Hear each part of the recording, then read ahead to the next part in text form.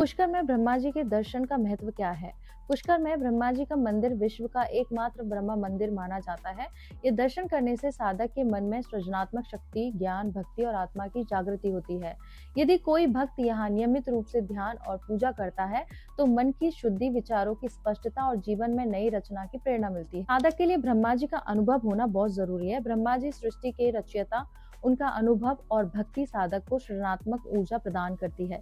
अगर किसी साधक को सभी देवताओं का अनुभव हो चुका है, फिर भी ब्रह्मा जी की ओर आकर्षण है, तो ये संकेत है कि अब जीवन में नई रचना, नए कार्य और सृजनात्मक योगदान करने का समय है।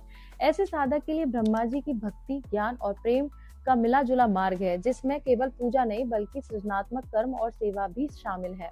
कैसे ब्रह्मा जी को जाने और उनके अनुभव में उतरे? नित्य ध्यान और पूजा करना बहुत जरूरी है। रोज सुबह पुष्कर के मंदिर या घर पर ब्रह्मा जी का ध्यान करें। मंत्र जप जैसे ओम ब्रह्मणे नमः करने से मन की नई ऊर्जा जागृत होती है। सृजनात्मक कर्म क्या है? ब्रह्मा जी की भक्ति का अर्थ है रचना और निर्माण, चाहे कला, लेखन, शिक्षा, समाज सेवा, विज्ञान और कुछ नया बनना या सृजन करना और दूसरों के लिए उपयोगी करना। ज्ञान और अध्ययन, ब्रह्मा जी ज्ञान के देवता हैं। उनके विषय में पुराणों, वेदों और उपनिषदों का अध्ययन करना।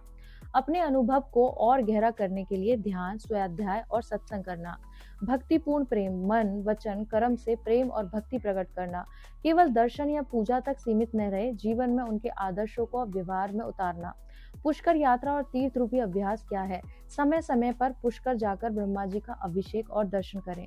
तर्पण, दान और यज्ञ जैसी परंपराओं में भाग लेना। सार्थक परिणाम क्या है? ऐसे साधक का जीवन न केवल व्यक्तिगत रूप से पूर्ण होगा, बल्कि समाज और सृष्टि में सृजनात्मक परिवर्तन लाना वाला होगा। प्रेम और भक्ति से मन की नई रचनाएं जन्म लेंगी। जीवन में सकारात्मक ऊर्जा, आध्यात्मिक विकास और ज्ञान की गहराई आएंगी।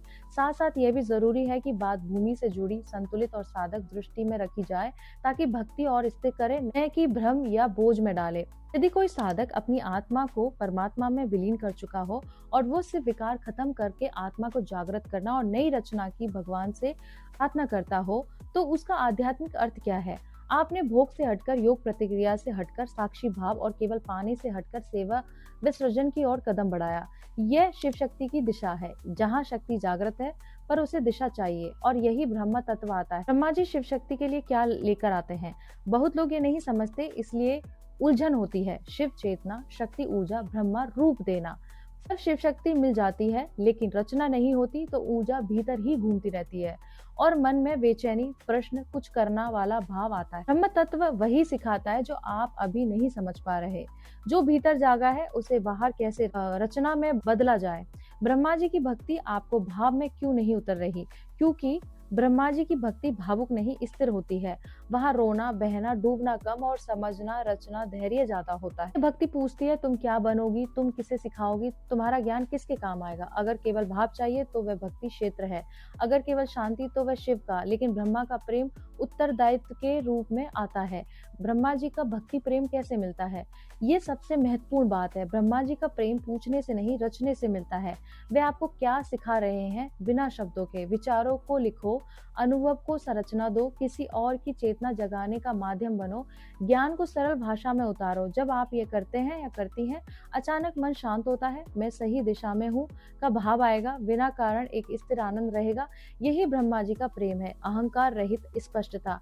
प्रश्न है, मेरे कौन से दुनिया में क्या जुड़ेगा? ब्रह्मा जी आपको यह नहीं सिखाते कि आप क्या, वे सिखाते हैं आपसे क्या जन्म लेगा। अभी एक सरल साधना बताती हूँ। कोई भारी मंत्र नहीं, कोई कल्पना नहीं। 21 दिन की ब्रह्म तत्व साधना है। सुबह शांत बैठकर केवल इतना कहें, मैं जो समझ रही हूँ या समझ रहा हूँ वे संसार के काम आए, मुझे उसकी रचना सिखाओ। दिन में कुछ भी सीखे, लिखे, समझाएं, बनाएं, भले ही 5 पंक्ति ही क्यों न हो।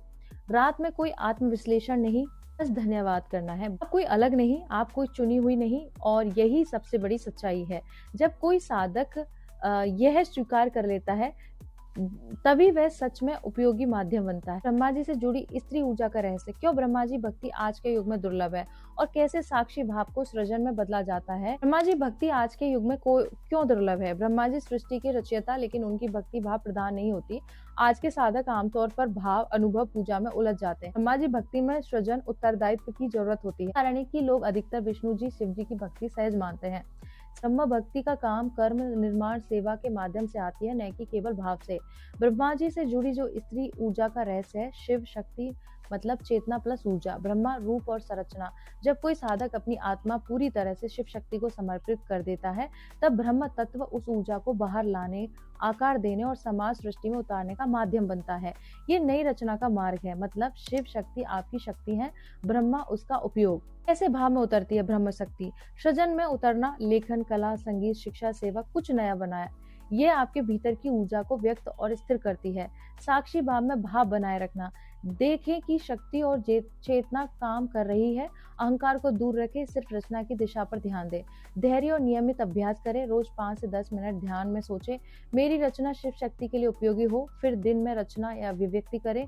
दान और सेवा में, ब्रह्म तत्व में सेवा भी सृजन का हिस्सा है। दूसरों के लिए शिक्षा या ज्ञान का साधन बनाएं। ब्रह्मा जी का प्रेम कैसे मिलेगा? केवल भावनात्मक भक्ति से नहीं, केवल दर्शन और पूजा से नहीं, बल्कि जो ऊर्जा और चेतना लेकर आए हैं उसे समाज और सृष्टि में रचना के रूप में उतारें। तब मन में स्थिर आनंद, संतोष और प्रेम स्वतः आएगा। यही ब्रह्मा प्रेम का भौतिक रूप है, कृत्य और परिणाम में उतारना। तत्व, कार्य, उद्देश्य क्या है? शिव चेतना और जागृत होना, शक्ति, ऊर्जा, भाव, भक्ति, अनुभव होना। ब्रह्मा रूप, रचना, ऊर्जा को आकार देकर समाज सृष्टि में उतारना। इस समय सोचने या डरने का नहीं, बल्कि कदम बढ़ाने का है। ब्रह्मा जी आपके लिए क्या संकेत दे रहे हैं? ब्रह्मा जी ज्ञान और रचना के देवता हैं। उनका प्रेम और मार्ग तब मिलता है जब आप ऊर्जा को समाज सृष्टि में रचना के रूप में उतारते हैं। अब जो वीडियो बना रही हैं, ये पहला कदम है, ऊर्जा को आकार देने का पहला रूप। अब सिर्फ दर्शन या दर्शन का विचार नहीं, रचना, अभिव्यक्ति और सेवा ही रास्ता है। अब क्या सीख सकती हैं? भाव को स्थिर करें, रोज कम से कम 5 से 10 मिनट ब्रह्मा जी को स्मरण करें, मेरी रचना शिव शक्ति और ब्रह्मा की सेवा में हो। दूसरा, रचना में उतरे, आपके पास जो ज्ञान, अनुभव, ऊर्जा है उसे किसी रूप में बाहर लाओ, जैसे यूट्यूब वीडियो, लेख, कविता, कला, संगीत। समाज या साधकों के लिए शिक्षा और ज्ञान साझा करना जरूरी है।